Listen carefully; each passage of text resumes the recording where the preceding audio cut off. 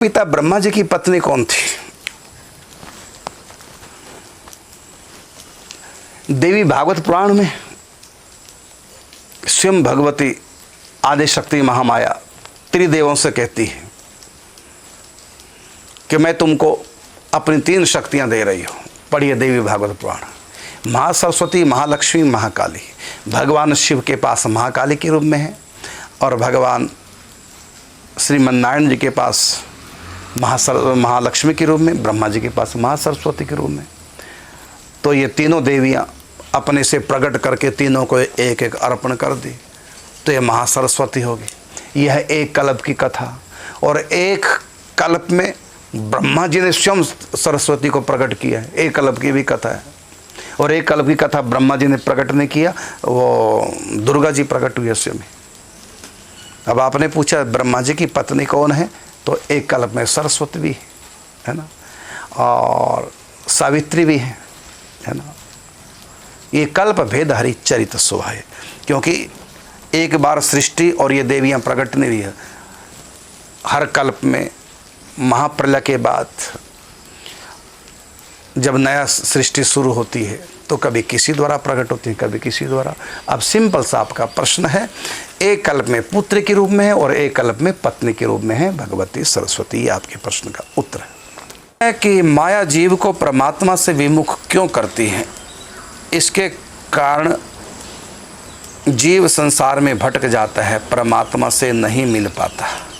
तो आपने प्रश्न किया माया जीव को परमात्मा से विमुख क्यों करती है।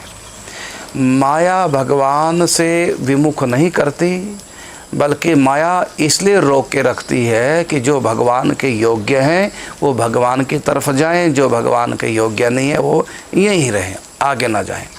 ये तो भगवान की सेविका है। माया कोई राक्षसी नहीं है, माया कोई आतंकनी नहीं है, ये भगवान की दासी है, भगवान की सेविका है और भगवान की इच्छा से ही इसमें पावर आती है। ये तो एक प्रकार से हुआ है जैसे कि आश्रम हमारा, और आश्रम में हमने गेट कीपर बिठा दिया है, गार्ड बिठा दिया, उसको कहा कि जिसके पास आधार कार्ड है वही अंदर आए और जिसके पास नहीं है उसको अंदर आने नहीं देना, है ना। अब वो जो हमसे अंदर 108 कुटियों में आने से जो गार्ड रोक रहा है वो तो हमारा सेवक है, हमारी सेवा कर रहा है। इसी प्रकार ये माया भी भगवान की सेवा कर रही है कि भगवान के पास वही जाएं जो भगवान के लायक हैं। जो भगवान के लायक नहीं वो यहीं रहें, वो भगवान के लायक नहीं है। तो ये तो भगवान की सेवा कर रही है।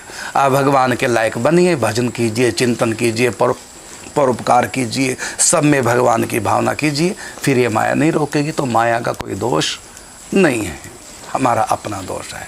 इसलिए भगवान ने संतों को भेजा, ग्रंथों को भेजा। तीर्थ है स्थान में, इसमें प्रकृति में संत हैं, ग्रंथ हैं, इनका आश्रय लीजिए, तब ये माया नहीं रोकेगी।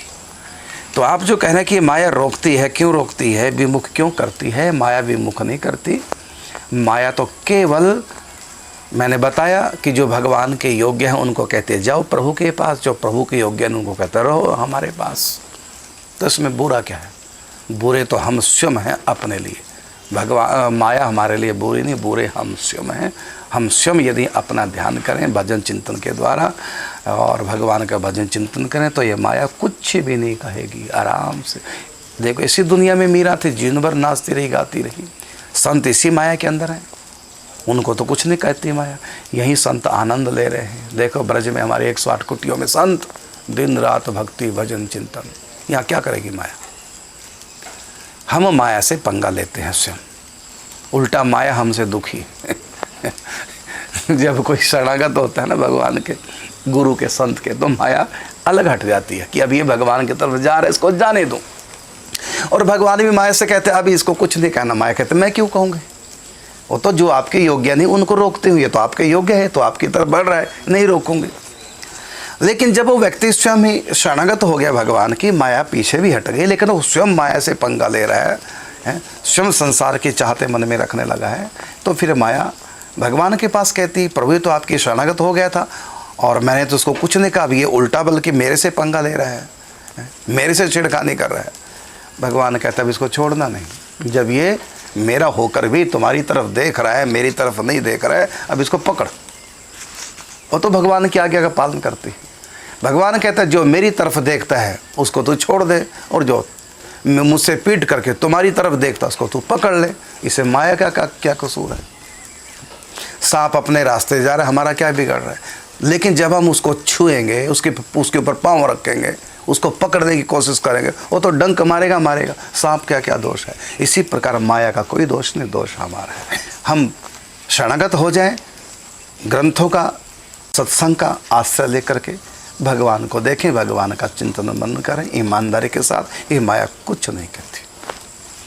पानी डुबो भी देता है और पानी उस पार भी कर देता है नौका को। रोड पे तो नौका नहीं चलेगी तो पानी में ही। ये पानी ही तो नौका को चलाता, रोड पे थोड़ी नौका चलेगी।